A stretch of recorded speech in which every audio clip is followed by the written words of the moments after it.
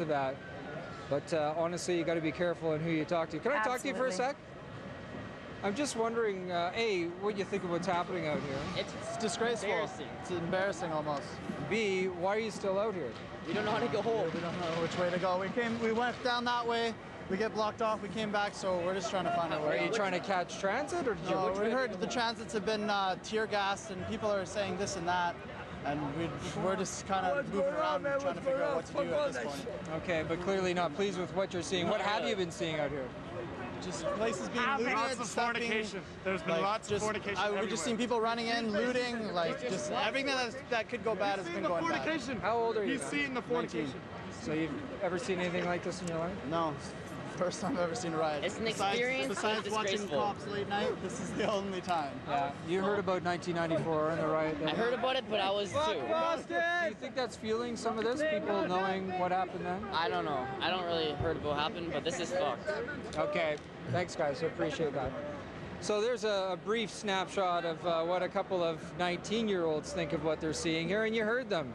Hey, am I still live here? You hear? Yeah, still we can hear you, Rob. So you heard them, obviously. They're not pleased with what they're hearing and seeing, but they said they're trying to get out of here. They're trying to get out of the downtown core, and they're hearing, whether it's rumor, unsubstantiated, or fact, that transit points that they want to get to are dangerous to do so. So they're staying away.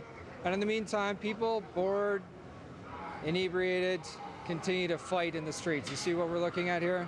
Okay, Rob, stay with us. We're going to stay on your camera and with you. We just want to tell our viewers that we are coming up on 11 o'clock, and we're going to stay with our ongoing breaking live news coverage here on CTV. The CTV National News will come up at 11:30 tonight. So stay with us now. We're going to continue with our breaking coverage, and there you go. More violence on our streets post-hockey game tonight. Rob? Too much of this out here tonight. Too much of this out here tonight.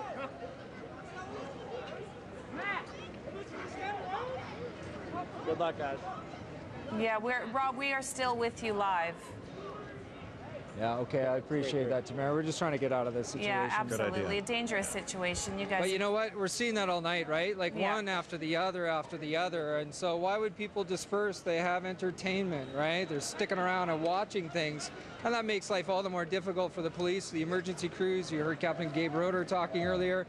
Here's some looting going on at Sears. Yeah, and Rob, we're getting perilously close to, well, I guess that is part of Robson Street, but I'm thinking of the section of Robson Street that was the epicenter of all the violence back in 1994 after the Canucks lost to the New York Rangers.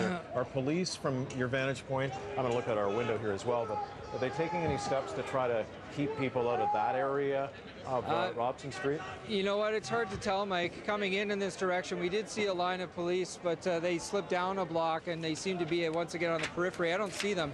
But they are heading west, as you say, and some of them heading west down Robson.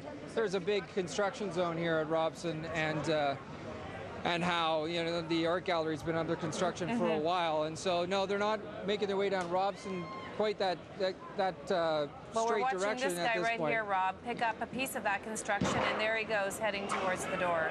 Yeah, they just smashed the window, smashed the front door. So, yeah, I mean, Thurlow is several blocks away. And the street definitely narrows there, right? And that's the commercial strip. That's where all the high-end stores are, and that's where we saw the start of the looting back in '94. And it seems that the police have been pushing this crowd in that direction.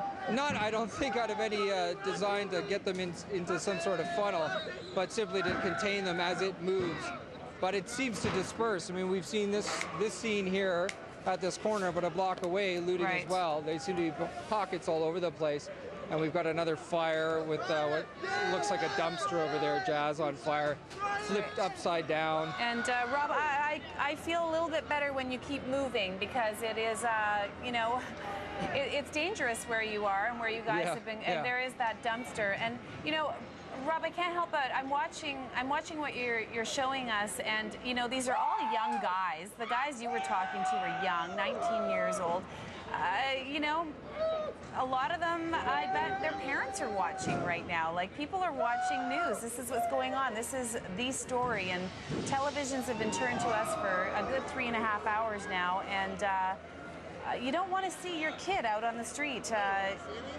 being a part of this. Oh, you don't want to see any kids out on the street being a part of this. In 3 hours, I believe we're going national across the country, and this is what the people in the rest of the country are viewing tonight. Vancouverites disappointed in a hockey score. It's a game at the end of the day, and acting like idiots in the street. So yeah, it's disappointing from that standpoint. From a civic pride standpoint, this was the Olympic City just 1 year ago. Peaceful for the most part, outside of a very small collection of people who had designs to disturb the peace from the outset. But no, these are young people getting swept up in the moment, getting carried away, acting stupidly and rashly, and they're making us all look bad. And yeah, you know, I was on this very spot, half a block away from here, actually, celebrating the golden goal in Sidney Crosby's win with jubilant crowds. Just 1 year ago, people who were from all stripes, all walks of life, all came together, embraced each other in joy at that win, and it was a beautiful moment. And here we are 1 year later. Things have soured over a hockey game. So it's very disappointing. I'm afraid I'm gathering a bit of a crowd by drawing attention to myself, so I'm going to get out of the camera here. That's a good idea, We'll get Rob. on to another scene here, because this is what they're looking for. It's just an audience and entertainment. So you know what? As long as I stay out of the lens, they don't think I'm reporting live, and for the most part, they'll just do their thing. But yeah, they've gathered here. We're just east of Robson Square, on the periphery of that construction zone. People seem to be milling about, waiting for the next stupid act of violence. And yeah, I don't see any police here, but as we've seen throughout the night, they're very much aware of what's going on, and they are on the periphery, and slowly they've been moving these crowds in certain directions and just trying to contain what's been going on. And now, Rob, we're now seeing, Jazz is showing us pictures of the windows at Chapters now being smashed. Obviously, that's no surprise. And Chopper 9 is above where you are, and we're also noticing that the RCMP helicopter is now... Yeah, you may have seen that big spotlight shining down on the intersection. That's, I suspect, Air One trying to provide some light for the officers who we have been told are going to be escalating their presence in the downtown core tonight, employing perhaps tear gas, flashbangs, and a result of all the car fires, the violence, the looting, and the damage to public property that we've seen throughout the evening here tonight. Yeah, we have to be into the millions of dollars in damage at this point, I would think, Mike. Safe estimate. Well, yeah, and obviously, you know, Rob, we all work downtown, as do, you know, thousands of people in Metro Vancouver, and we're going to arrive here tomorrow morning to go to work, and our city is going to look like a very different place. All right, we are going to stick with you, Rob, but let's look at some tape from earlier this evening. These are two VPD cars burning near the main post office on Georgia Street earlier tonight, and the perspective from the fire department was basically let them burn. People were kept a safe distance, at least from those two vehicles, but that contributed to those large plumes of black smoke being sent into the sky above the city tonight. And again, this is a Hummer, footage from earlier that is on fire, you know, and like you were saying, you know, people going to the game, parking their car, walking to the game like you do whenever you go to a game or a football game or whatever it is you go to, and you come out and you don't have a car. Live footage of Chopper 9. This is downtown Vancouver. The crowd just keeps moving. The police are keeping them moving, and unfortunately, we're hearing that the crowd is actually getting bigger. Rob may be able to get a better perspective on that, but there's the RCMP Air One spotlight providing some illumination on that intersection down there, but we haven't seen any flashbangs or heard any flashbangs yet. No, and this is going to be curious to see how they actually employ this escalation in tactics that Constable McGuinness was telling us about, because clearly they're fed up and they want this small contingent of, in the mayor's words, hooligans to get out of town. But if that crowd is growing, then that is a big concern. That's what's transpired in the past. Even during this playoff run, during previous series, we've seen the crowds that were downtown, pretty well behaved, get a lot bigger because, of course, with the 5 o'clock start, you're sitting at home, you figure, hey, I'm going to go downtown. Well, yeah. And this is a Wednesday. School's still in session for a lot of people, and you know, people have jobs and have to go. Looking down Robson Street, Rob, I'm looking west down Robson from our desk here. It's very dark. very dark. The street lights are off. A few people that are walking down the street. Obviously, the stores are all closed. You're in the other direction, and you're only like a block away from us, and it's a very different scene where you are. Well, it's dark, I'll give you that. I mean, a dark mood. I'm standing with a civilian. What's your name, sir? Jeff. Jeff, what's your last name? Vino. Okay, Jeff Vino, who was just... You saw what happened in Sears start at the beginning. You made a call. At about 10:45, someone was brave enough to smash the windows at the Robson and Howe entrance to Sears. And eventually a whole bunch of them went in, about 4 or 5 dozen. There was one security guard who tried to... there was one lone security guard who tried to stop them, but of course he had to turn and go. They're still in there now. As I said, I called the cops at 10:45. That was about 20 minutes ago. They still haven't shown up. They're just waiting to get into the broken windows here at the chapters. They're definitely going to be in there. In my opinion, there's no question there's not enough police, Vancouver, and backup, and they should have brought in the army. All of these mailboxes and newspaper boxes should have been cleared away. I saw one security guard stand one out. He came out of the Scotia Tower. He stood the box upright. I said, why don't you just take it inside so it can't be used on your windows again? He says, it's not my concern. You're clearly frustrated here. Do you think the police could have seen this coming? They should have if they didn't. And the key thing I've seen tonight are a number of people like myself and other people trying to stop people from, like when they see a broken window at Hudson's Bay and London Drugs, they tried to form a line like, you're not getting in here. You've done the damage, but we're not letting you in. There's no end to people downtown tonight who have done a great job trying to stop the looters from going in once they breach the windows. Jeff, I think police wouldn't advocate vigilante justice. Why do you think people are staying out and continuing to do this? You were young hard once. To say. Yeah, but I would never have done it. Like, I was embarrassed by the 94 riots on Robson Street. I'm embarrassed for this tonight. One of the reasons I have stayed is I've seen so many other people who are my age. I've seen people in business suits, well-dressed women. They're all walking around, coming out of restaurants, or they're coming out of whatever, and they're just as, pie-eyed as I am, and just can't believe what they're seeing. And that's who a majority of this crowd is, plus these young folks here. Okay, Jeff, thanks very much for your time. I appreciate it. So obviously, you draw attention to yourself here, and you're going to get people in behind, and these are the people that Jeff were talking about, the crowds that just don't want to go away. They're young people, they're enthused. We've talked about them as more glass smashes over at the chapters, which is exactly what Jeff was talking about. People were waiting to get into the chapters, but a very frustrated citizen there. He's calling on the police to be doing more. He's frustrated with the fact that he believes they haven't done enough. He actually said that they should be calling in the army, and we've talked to the police. They've given explanations. There seems to be a method to what they're doing down here tonight, but obviously very frustrated citizens given what we're seeing here tonight. All right, Rob, we have some footage here of the aftermath of a fight between a couple of people. You can see an ambulance. This footage has just come in, and I believe somebody was put on a stretcher. There we go. And he was apparently stabbed. Now, Mike, you and I were talking about, we've been following Twitter and getting a lot of emails and notes while we've been sitting on this desk, and there's been a lot of reports of some serious injuries, and we haven't had a lot confirmed. What hit you? No, and I'd caution us not to rely too heavily on Twitter. I mean, people are providing some good information, but we'll get the latest confirmed reports out there, and we just saw one example of a stabbing victim. Look at this.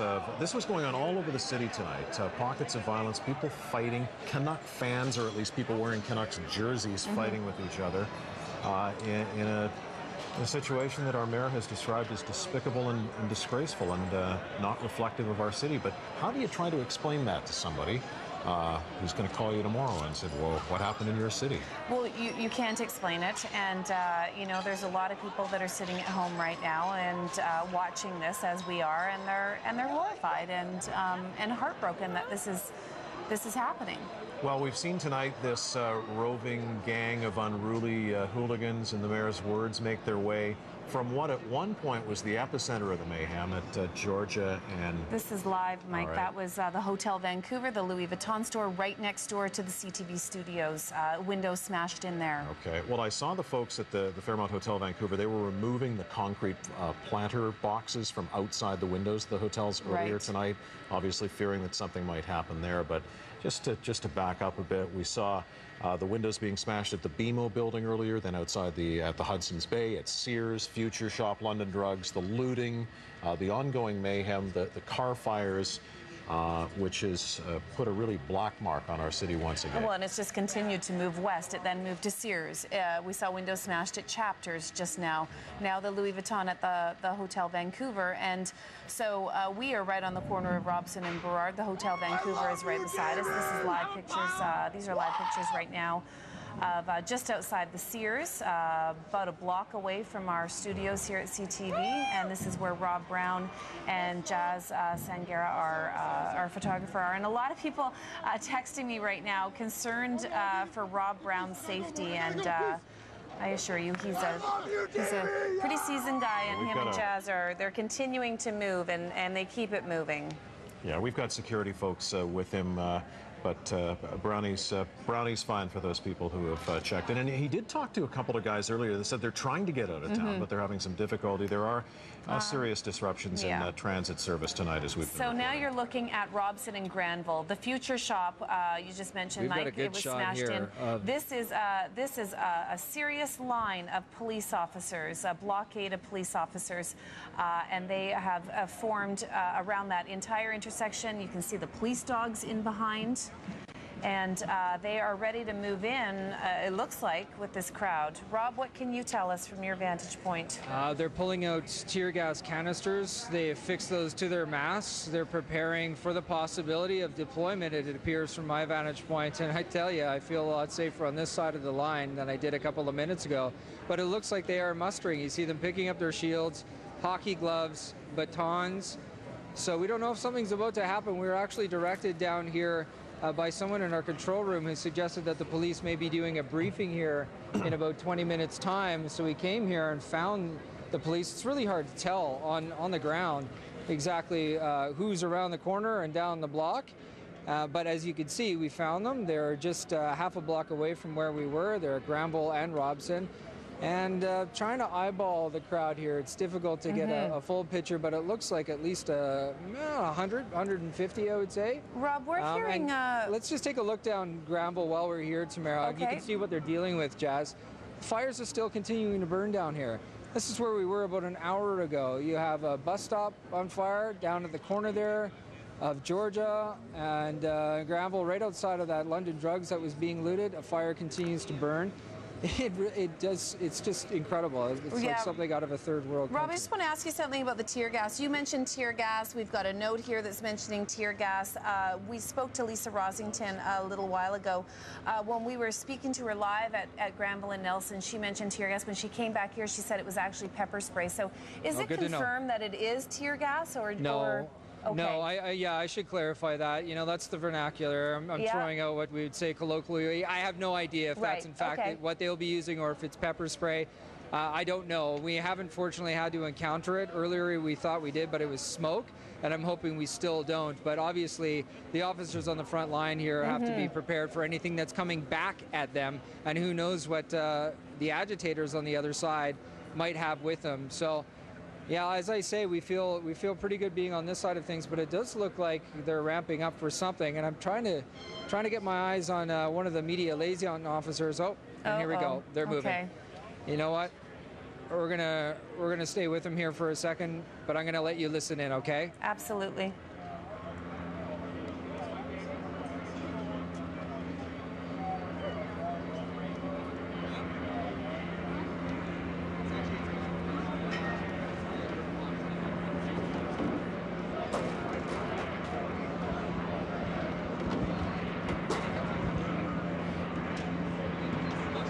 So they seem to be standing down for the moment, but I just want to give you a sense of what other artillery they're packing. You see this one with a backpack on, Jazz? That person has a weapon. It looks like some sort of, I don't want to describe it if I don't know what it is, but frankly, to the naked eye, it looks like a machine gun. I would assume it's an Arwin gun, fires either beanbags, rubber bullets. This is layman's knowledge. My producer, Les Staff, telling me it's an AR-15 semi-automatic rifle. This is a man who would know. So yeah, they've got what they need to get the job done, but hopefully they wouldn't have to deploy anything like that. Perhaps it's just a deterrent. and obviously they're behind the front lines, and that would be something that would be worst case scenario. But we don't know what kind of ammunition is in that. But they do seem to be standing down. I don't know if that was a show of force, coming forward with their shields, their batons, doing a little tap to see if they could deter people. But they seem to be standing down for the moment. You hear a dog barking.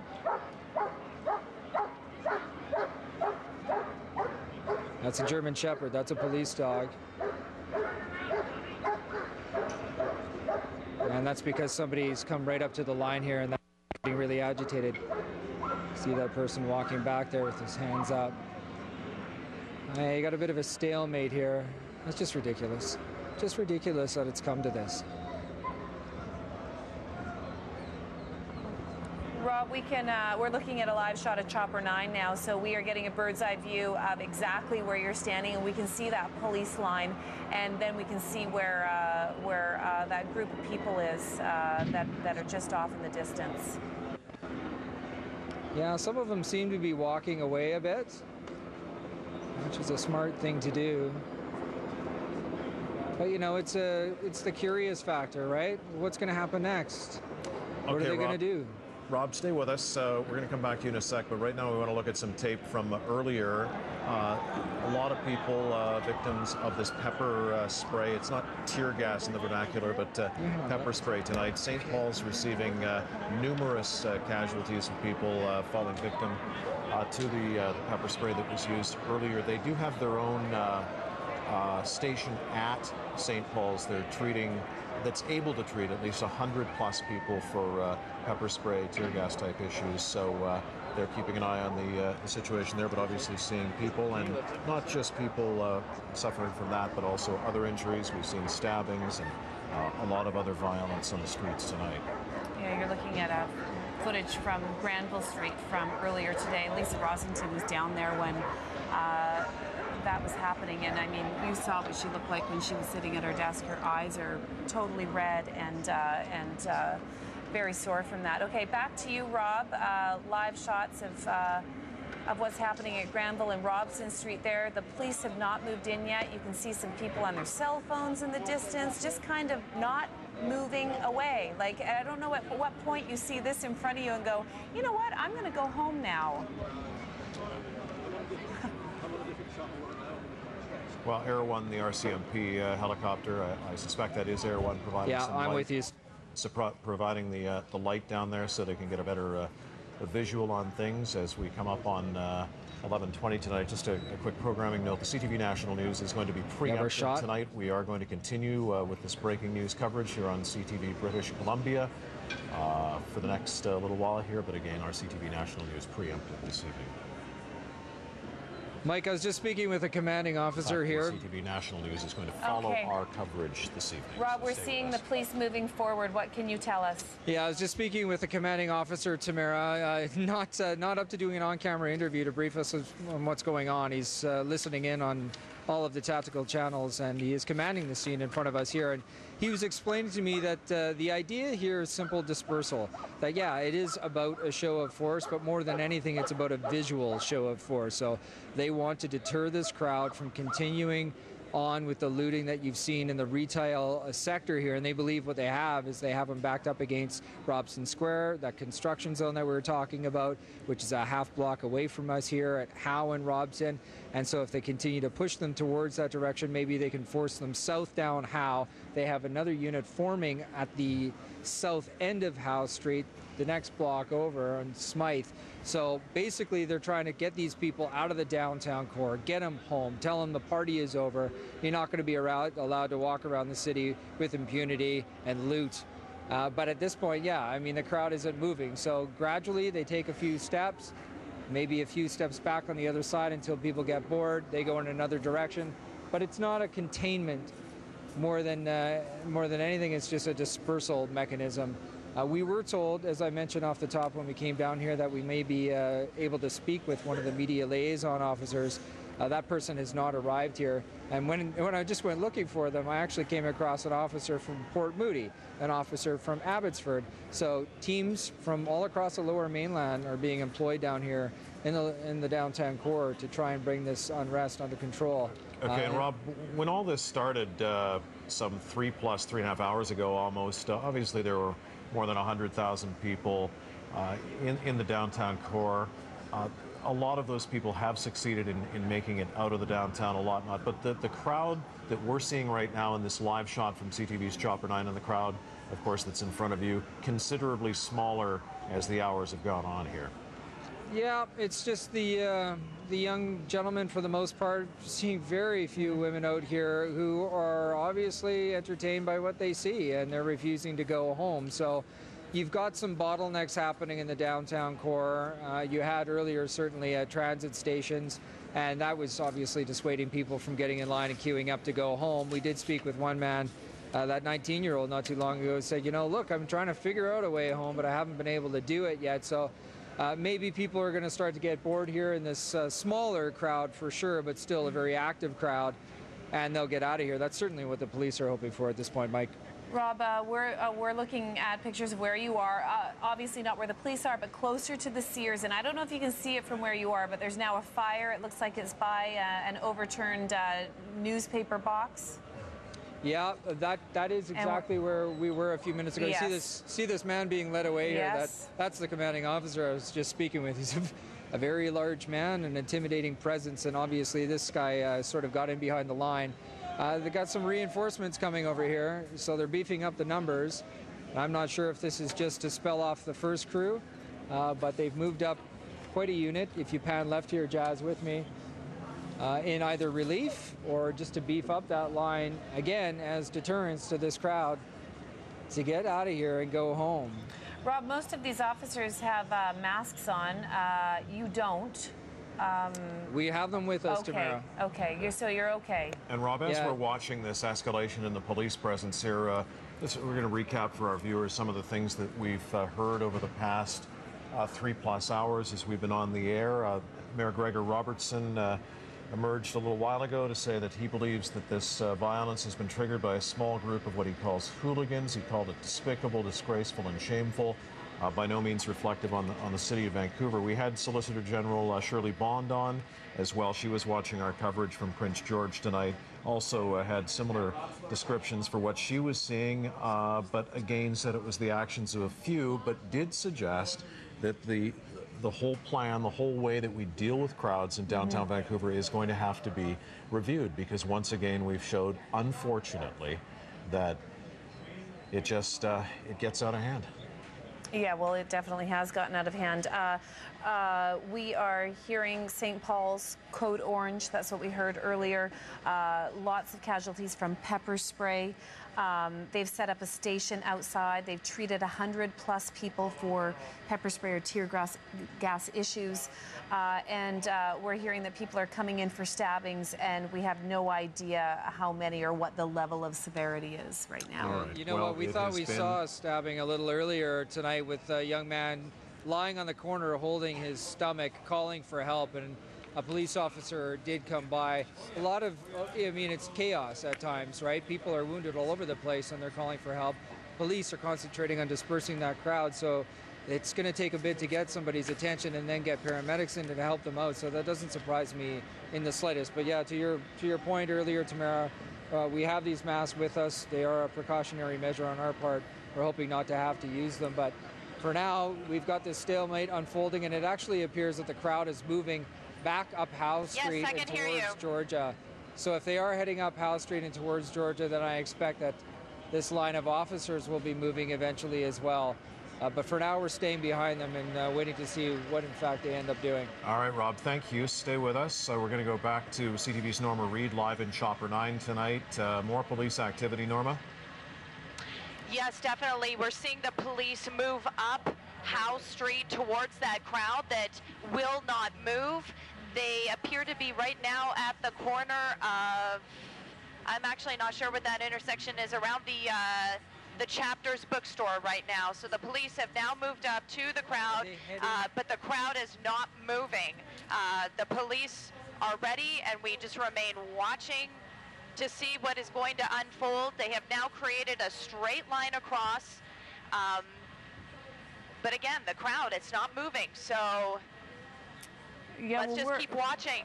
Norma, we're watching that line of officers you're seeing by the chapters. That is on Howe Street. So it's coming in from the other side now. And they've obviously, they have a strategy here, and they've now moved up this side, and they're trying to squeeze them. Rob, what are you seeing now from your vantage point? We actually saw that line forming just down Granville Street here earlier, just south. And what they did was they tracked across the way. Oh, you see the officers moving in. Okay, that line of officers that we were talking about has moved across Howe. They're pushing through with their shields. There was a deployment of what I suspect was that pepper spray / tear gas, whatever it is. So we heard multiple bang, bang, bangs, and then those shields come in a lot closer to that crowd. So the officers that we're with on this end are obviously here to make sure the crowd doesn't come in this direction. Where they're going to go, we're not entirely sure, because as mentioned, there is a construction zone on the other side of Robson there. So are they trying to push them north? I think the chopper would give you a better view of that. And we're really... Norma, can you tell what's going on up there? From where I am right now, Rob, I am seeing those police right at the corner of Howe and Robson. And they're staying exactly, they're not moving. And there's a great shot right there from your camera on the ground. The fire, you know, the crowd is just kind of standing around. It appears that the crowd now is moving. Yeah, it looks like they're pushing them north. So they're gradually moving, not with great force, but they have the batons in front of them. They're definitely vocal. And the officers are moving through that crowd and pushing them north along Howe.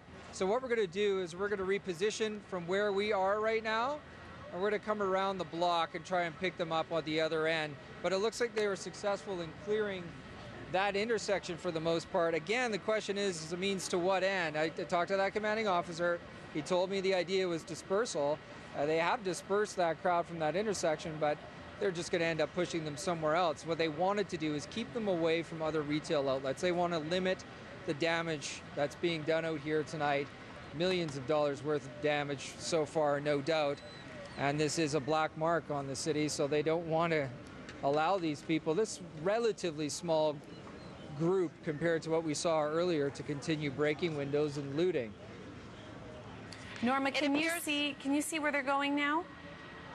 Well, it appears that the crowd is starting to slowly back away opposite from where the police are lined up, but again, it's basically just a standstill. What you can see on your screen is the same thing that I'm looking at right now. I see a vehicle moving. There's a vehicle right by the chapters. There's another one coming up from Georgia Street. Yes. All right, well, obviously this is part of the escalation in police tactics that we heard Constable Jenna McGuinness tell us was going to unfold as the evening progresses here. VPD obviously fed up with what's going on. Let's take a look back. All right, are we going to take a look at our chronology now of how this horrible evening unfolded? I think we're going to go to Shannon. All right. All right, well, let's take a look back at some tape from earlier tonight. This is when the police first started to move in as things got out of control. So police getting aggressive at this point, and it just continued. And we've seen some of this footage. This is new footage, young girls there. Moving towards the police, not moving away from police. And we're finally seeing some video of the deployment of the pepper spray canisters. Some people were calling it tear gas. Of course, same effect in many respects. And people that were caught up in that ended up going to St. Paul's, feeling the effects of that. And this is live from Chopper 9. So again, we're watching the police move. They have a very they have a strategic plan, and it seems to be working. It was a very dense crowd just up the street here, and now it seems to have really thinned out. All right, well, there was disappointment on the ice at Rogers Arena for the Vancouver Canucks and their fans tonight. Even more disappointment at the spectacle on the streets of Vancouver. How did this all start? Well, here's Shannon Patterson with an analogy of all the violence. Before the game even ended, the madness began with a turned-over car. The frenzied crowd tore apart the vehicle, set it on fire. We were up there and there's a car on fire. Looks like there's some smoke coming from a building or something. We got out of there because there were fights going on, bottles getting thrown. Porta potties were turned over.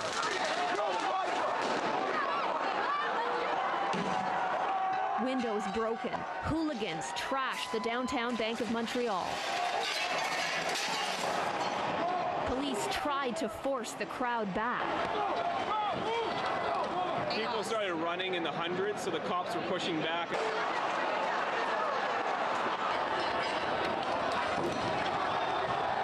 They formed lines with shields, but the crowds kept coming, throwing things, taunting the officers.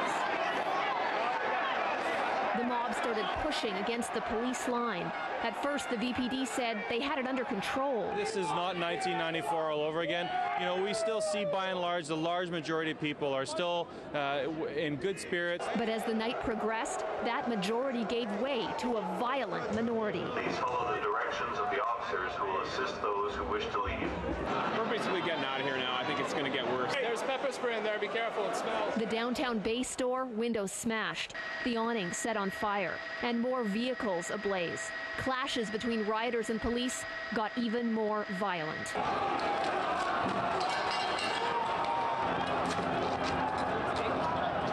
There have been arrests, but police are outnumbered. As darkness fell, chaos continued, looting at the downtown London drugs, and crowds that just won't go home. A day that began with such hope is ending in heartbreak and hooliganism that has nothing to do with hockey. Shannon Patterson, CTV News, Vancouver. All right, let's go back out to CTV's Rob Brown in the thick of all of that. Rob?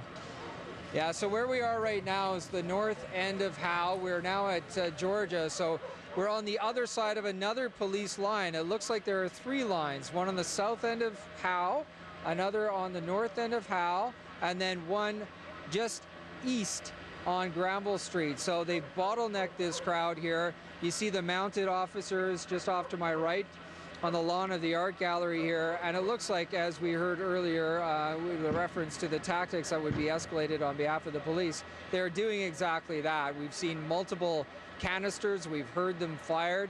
I'm assuming that's that pepper spray that we've talked about, and so they're trying to get this crowd out of here, and you can be sure they're going to have little tolerance for anybody who's going to do anything stupid at this point. And we've actually seen a couple of police vans, commonly known as paddy wagons, in the vicinity here. So I'm assuming that they're going to try and fill those up if they need to. Norma, what are you seeing from up top?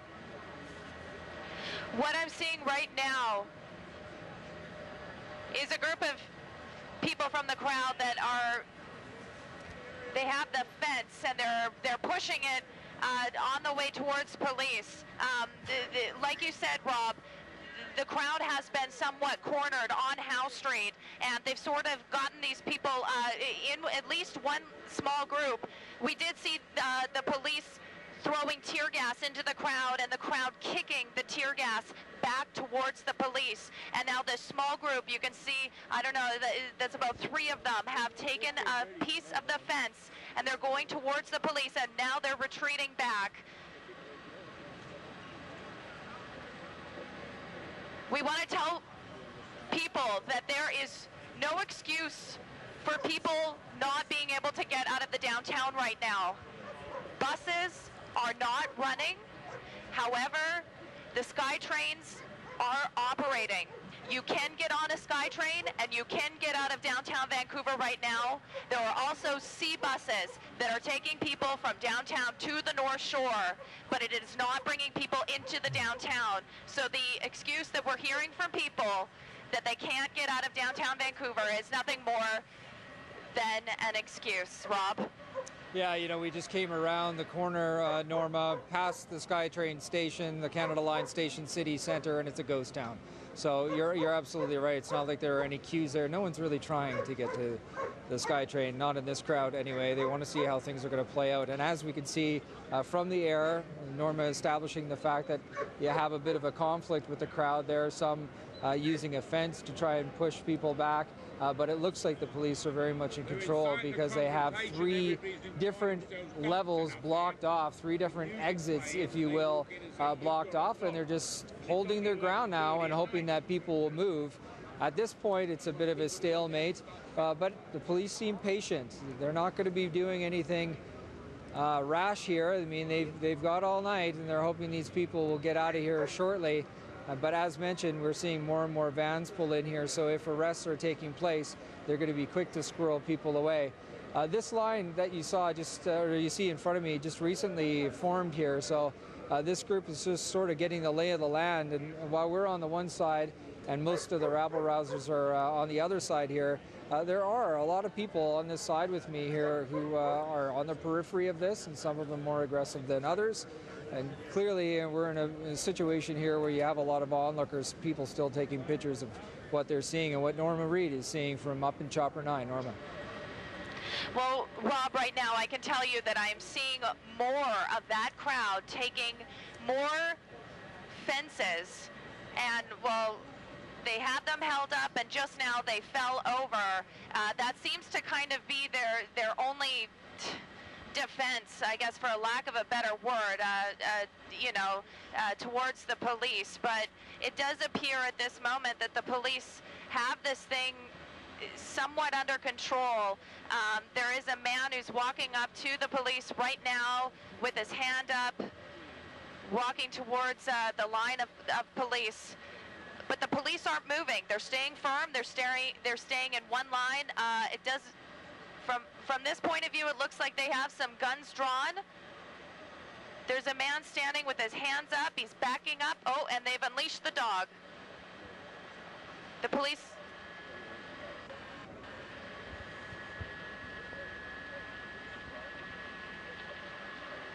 All right, they haven't unleashed that dog. They've still got the dog on the leash, but the dog has definitely made its presence known to that person.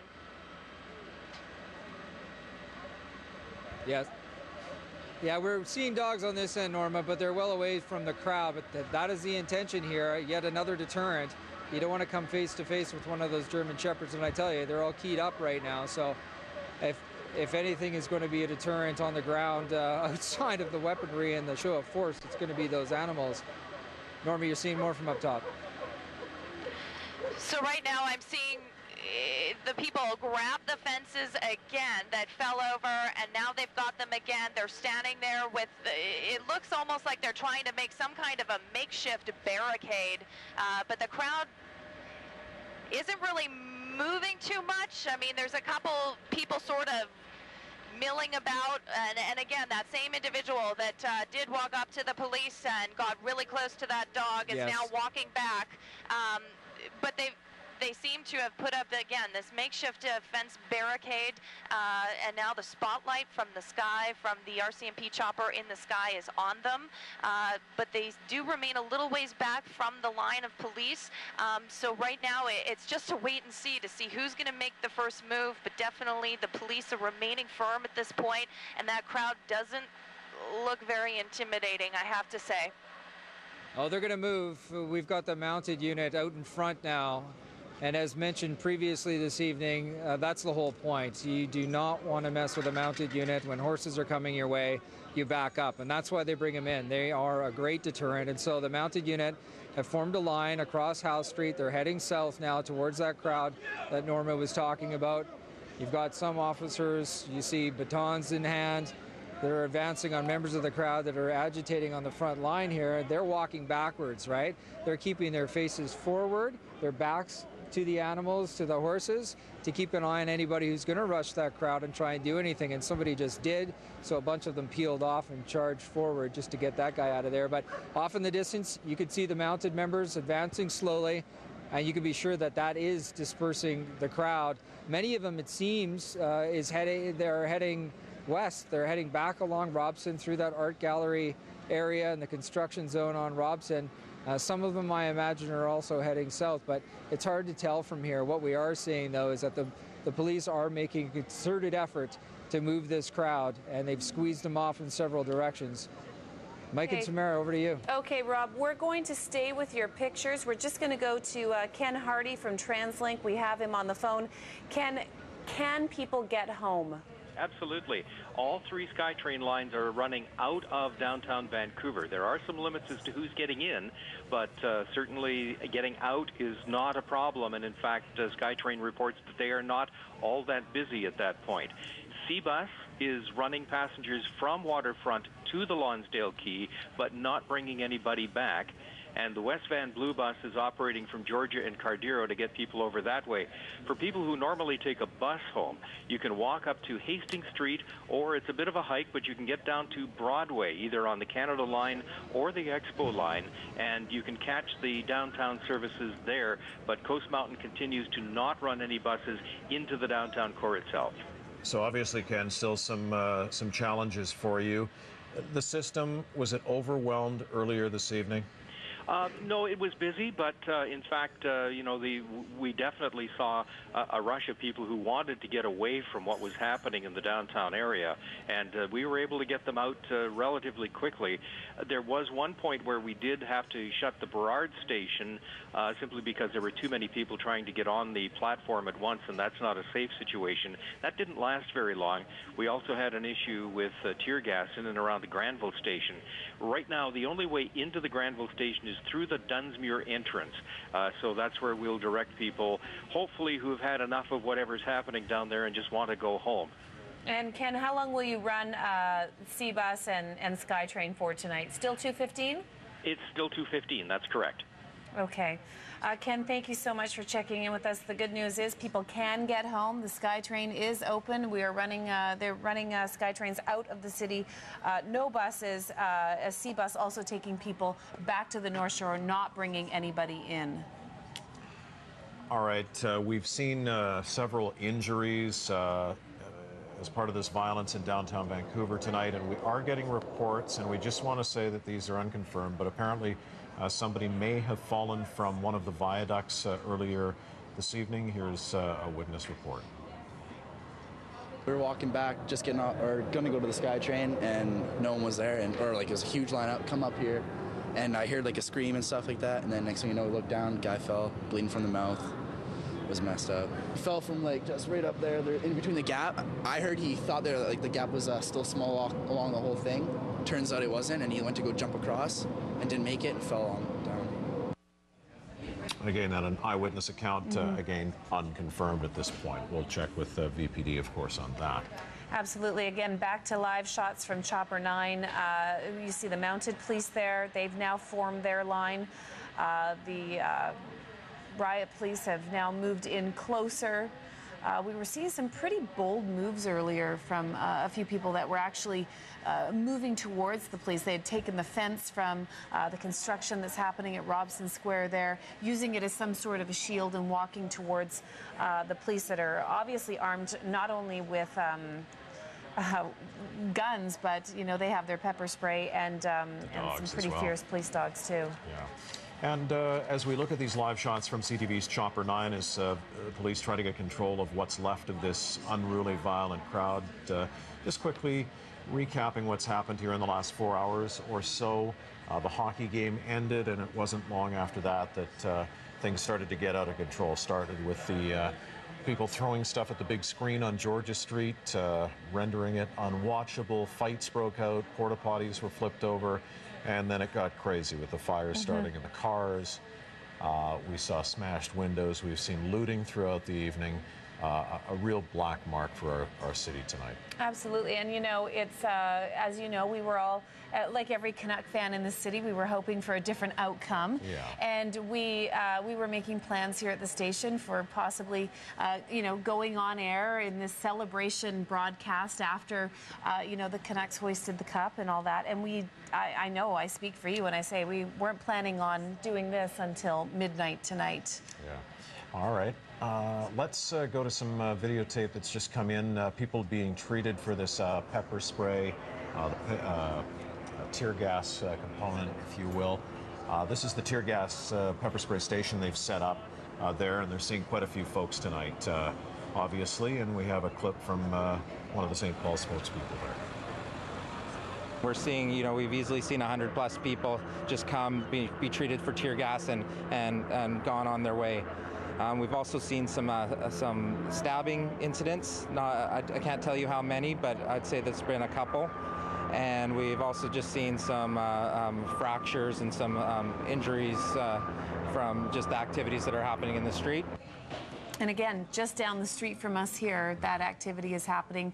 Rob Brown is a block away. St. Paul's is a block and a half away. So some pretty intense stuff happening around us. We've seen these pockets of violence throughout the city tonight. All started, of course, between Homer and Hamilton on Georgia Street. And then these crowds started migrating. They ended up all over the place.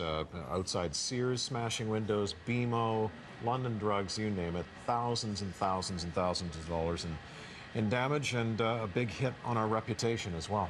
This is the live shot from Chopper 9. So again, a couple of fires still burning. This is by Robson Square, just down the street from us.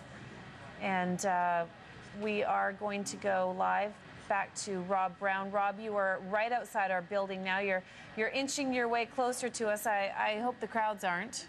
Yeah, they are actually. They're coming where they are. Jazz, you're hot right now. Trying to get a fix on they are. So yeah, we are basically... We're just having a bit of an issue with Rob's feed right now. We're going to rectify that, but we'll go back up to our live shot from CTV's Chopper 9 as Rob said, the crowd starting to migrate farther west down Robson Street as police appeared to be at one point trying to push them to the north, but obviously some of these people are continuing westward. Okay, Rob, we lost you for a second there, but your picture just went out. I think we have you back now. Yeah, the perils of modern technology. We are a half block west of Hornby on Robson Street, and it looks not far. Yeah, unfortunately we can't. We can hear you, Rob, but we're having some issues with your camera. So just talk us through what you're seeing. Well, we can't hear him at this point as well. We're going to try to get that rectified, but pretty incredible pictures he's been providing us in high definition as he wanders throughout the city tonight. Okay, so let's go back and start at the beginning with some of the tape that we have to show you of exactly what happened. This is very, very early on. This is seconds after the game ended. We watched that stuffed bear being lit on fire, and then this was the first vehicle to go over right at Georgia and Homer. It was turned over, guys jumping on it, posing on it. You can see that they have a funnel that they pour their booze into and right into their mouth, and then there we go with a fire that has been started. Yeah, there were numerous rubbish and car fires. You see people adding fuel to the fire there, and hey, let's flip a truck. So that's what these jokers did, and they succeeded eventually, and that one was set on fire as well. This is, of course, just after the game ended, between 8 and 9 o'clock tonight. This shot just outside the main post office. One of the vehicles on fire there. And if we go back even just a little earlier, I mentioned the screen that people were watching the game on Georgia Street. Look at them hurling stuff at the big screen just seconds before the Boston Bruins were about to claim the Stanley Cup. And then the fireworks went off, and some people in the crowd started to get out of control. There was lots of fighting, a lot of people injured in those fights. In this same area, the porta potties being flipped over. And there were numerous cars lit on fire tonight. I mean, to the point where we lost count. This Hummer was lit on fire. We saw a BMW lit on fire, somebody being arrested here. BMW lit on fire just outside of the bay on Seymour Street. Then another vehicle where this guy was arrested, a car overturned right beside him. There's a Hummer that's been smashed in behind you can see another vehicle. 2 police vehicles on fire. I believe this was over by the Queen Elizabeth Theatre. You can see, I recognize that fencing from the parking lot by the Queenie. Where Wicked was tonight, and people were told, they were in lockdown basically, told not to leave the theater, stay inside, and it just continued on from there. And we have, over the course of the evening, heard numerous reports of injuries from fights, from stabbings, of course, from people getting trampled. One of the photographers that we know was punched in the face at one point earlier in this evening. And, you know, I think the mayor perhaps summed it up best by saying that this was the result of the action of a small group of hooligans, of yahoos, who decided, no matter what the result of the game, that they would just behave like this. And this was some of the stuff we started seeing. Here's what we saw a lot of tonight. Fist fight after fist fight. And, you know, guys just picking fights, smashing windows. We saw it move from the Bank of Montreal on Georgia and Homer. It then moved up to the Hudson's Bay. They smashed in the coach windows, the Mac window. They continued to move the Michael Kors window, which is just on the other side of Pacific Center. It then moved into the Sears. They then moved south on Granville, moved to the Sears, moved to the Future Shop on Granville and Robson, the Chapters just down the street from here, and it just continued. We saw windows smashed in at the Hotel Vancouver beside us here. Yeah, these are some of the jokers inside one of the stores, you know, grabbing the fire extinguishers and what have you. We heard from VPD, of course, this was part of their plan to close the liquor stores in the downtown core at 4 o'clock this afternoon.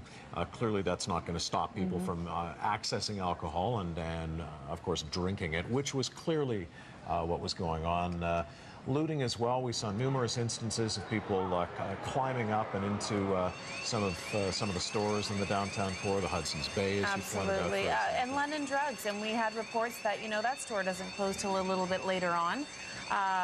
You know, a lot of people going in there to buy some water, buy a snack, whatever. And so at about 20 after 10 tonight, the looters then moved to London Drugs on the corner of Granville and Georgia, smashed in those windows, and we had reports of employees still being in the store, which would be a horrifying experience. And it's really interesting, you know, after the Olympics, apart from that first weekend where there was that violence by some hooligans that came into town from elsewhere, the crowds were very well behaved, and business owners didn't feel they had to, you know, board up their windows. And I think tonight people thought the business owners thought the same thing. There would be, you know, the crowd would be well behaved. Well, they turned out to be very, very wrong, and that's very unfortunate. Yeah, you know, you talk to people that experienced the Olympics and this, and it was a different vibe, the Olympics. I mean, we were out in those crowds every single night during the Olympics, and it felt different than this tonight. You felt safe. Yeah. I didn't feel safe tonight. We were down right by the main post office outside the fan zone there, and it was getting out of control, and you could sense that was part of the dynamic. You had thousands of people that felt they should, you know, maybe stay and watch what was about to unfold. A lot of people did try to get out of town, but it just contributed to the whole horrific dynamic downtown tonight. And, you know, speaking of 94 and horrifying to have to make comparisons, we didn't invite 100,000 people into the downtown core to watch the game in 94. Yep. That didn't happen in 94. In fact, the opposite. The VPD said stay away. Absolutely. We didn't have, you know, camera phones and videos and Twitter and Facebook and all that sort of stuff that we're watching happen. People posing on burnt vehicles and with their Canucks jerseys on. With their Canucks jerseys on. So there's going to be many, many questions asked about this. The Canucks lost the hockey game, but the city has suffered a big blow to its reputation. We had Solicitor General and the Minister for Public Safety, Shirley Bond, on earlier this evening. She's been watching our coverage from Prince George. She too, like the mayor, says this is clearly the result of the actions of a small group of hooligans, and that this will prompt a review, not to second guess people's plans and what have you, but this will prompt a review of how we deal with crowds in the future for big events that are held in the downtown core of our city and perhaps elsewhere, because it has happened again. And this footage that we're seeing here now, I mean, I recognize this footage because we watched it 4 hours ago. This was 4 hours ago. This is when this all started. As you mentioned, seconds after the Bruins won 4-0. And there's that parkade fire we were watching earlier when we thought it was garbage. It was on the ground floor, and little did we know until we could get to the ground that it was actually another car on fire. And I think one of the images for me tonight that's going to epitomize what we've seen tonight is that guy jumping onto a BMW that was on fire, risking his own life, and I don't know, that just kind of said it all for me. Well, with hundreds of people standing around watching him do that, people up on the roof of the bay watching it and taking pictures. So pretty horrifying pictures tonight, pretty devastating, and a lot of people talking about how heartbroken they are to actually be watching all of this. Oh, we've been seeing that on Twitter and elsewhere, and that's for sure. And here's the shot of we've been calling it tear gas, pepper spray canisters, call it what you will. It has the same desired effect. Those canisters fired off by police at Granville Street earlier tonight. I think that was the Granville and Nelson situation where Lisa Rossington was reporting live from. Obviously, a lot of people got caught up in all that smoke and spray and ended up having to be treated, excuse me, at St. Paul's and elsewhere for the effects, the runny eyes, the choking throat, and what have you. Yeah, and a lot of people will probably be complaining about having a hard time breathing and everything tomorrow because there was so much smoke downtown. A lot of residents downtown. People were commenting from the North Shore, from other parts of Metro Vancouver, that they could see that plume of smoke over downtown Vancouver, and that it was hard to breathe for a lot of people that were there. I got an email from some friends that actually they live downtown, went to watch the game at a relative's house, and now they can't get home because, of course, they're not allowed back downtown. Well, I think we're going to hear of numerous arrests happening as a result of this. VPD will be telling us all about that tomorrow. We're seeing a live shot now from CTV's Chopper 9. This is part of the mounted squad making its way down one of the streets downtown to try to clear out what's left of this unruly crowd. And those people are walking backwards as those police officers and horses walk towards them. So walking backwards, definitely, you know, it's lightening up, that's for sure. But there's still some people hanging around 4 hours later. It's almost midnight. We're almost ready to wrap things up here. And we're still seeing the last straggle of people that are hanging around downtown. So, profound disappointment on the ice for the Vancouver Canucks tonight and their hockey fans as they lose Game 7 of the Stanley Cup Final to the Boston Bruins by a score of 4-0. All of that overshadowed by what happened afterwards. Disappointment at the terrible spectacle that we saw on our streets here this evening. And just to reiterate what TransLink has said, SkyTrain is taking people out of downtown. So is the Blue Bus taking people back to West Vancouver, and the C Bus taking people back to North Vancouver, and that will all run until 2:15 this morning, so you can get out of downtown Vancouver. All right. Well, we want to thank you for being with us. We've been on the air for 4+ hours now, providing live breaking news coverage. Full coverage coming up tomorrow on CTV News at 5 and 6, and of course online at ctvbc.ca. Thank you so much for joining us. Lloyd Robertson is next with CTV National News. For Tamara Taggart, this is Mike Killeen saying good night from downtown Vancouver.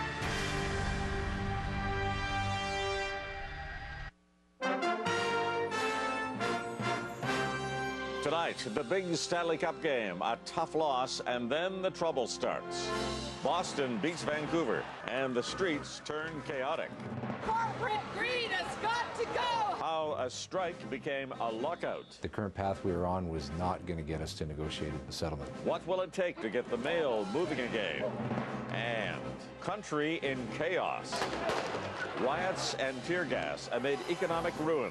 Can Greece pull back from the brink of disaster?